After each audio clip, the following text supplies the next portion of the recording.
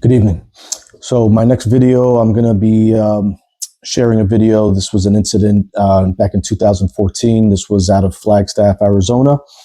In this incident, there was an officer who was shot and killed. His name was Tyler Stewart. He was investigating a domestic incident between boyfriend and girlfriend.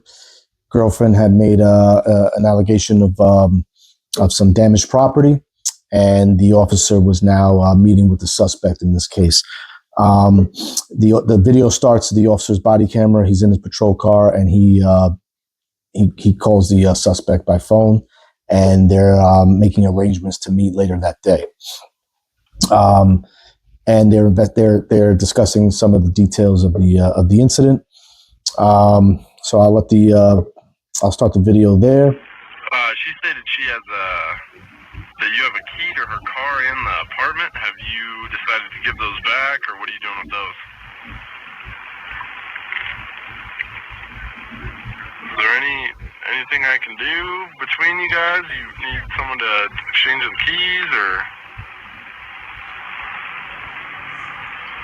So in this video, I'm just going to be sharing 2 points. Basically, I'm going to talk about I've mentioned in other videos, the importance in police work of making clear and concise commands to a suspect when dealing with a suspect. It's important to give clear, concise commands so they understand. And the reason that's important is you want to know if you have a problem as soon as you can, and while you're in a better tactical position to deal with it. And I'll be explaining why that was very important in this video. So the video moves forward, and now you see the officer who's approaching the suspect's residence, and knocks on the door here. It's a side door, and it looks like there's another male. I think this is the suspect's brother.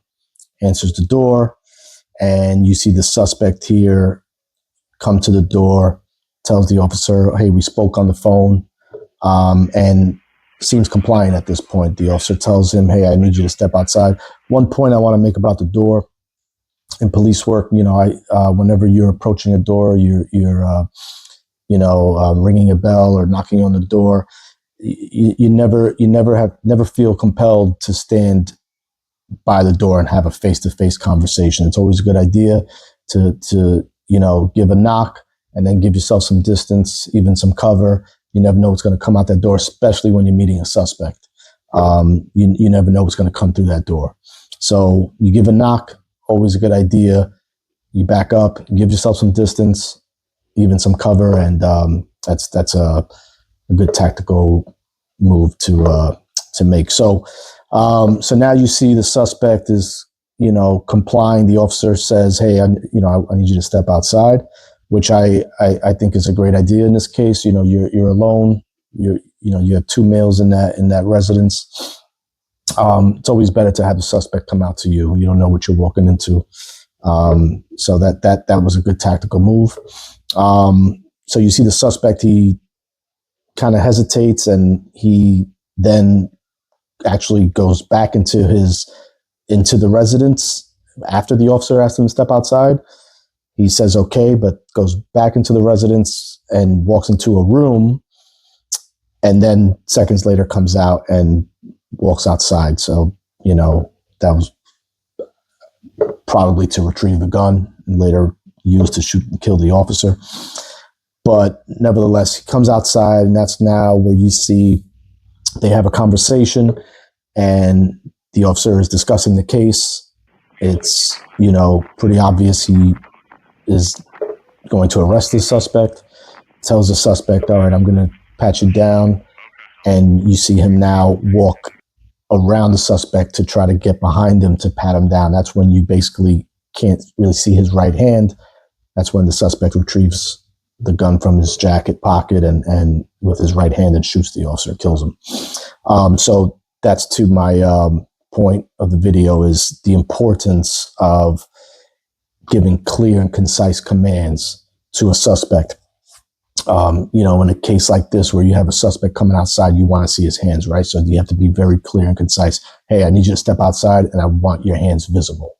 And when that suspect steps outside and you want to pat that suspect down, you have to be very clear and tell them. And it's always a good tactical move to, instead of you walking around the suspect, you give a clear command and tell the suspect, I want you to turn around. I'm going to pat you down for weapons. Again, the importance of being clear and concise is so if the suspect refuses, you have a problem, and it's now you're in a better tactical position to deal with that problem rather than waiting till later, like in this case, and you're in a worse tactical position to deal with the problem.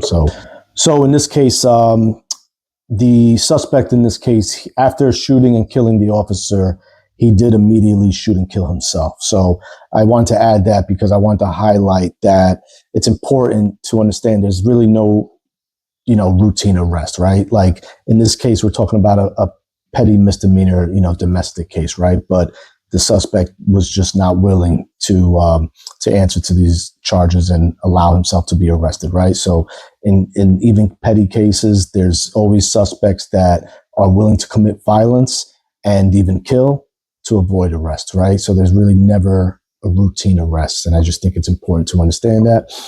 Stay safe. God bless.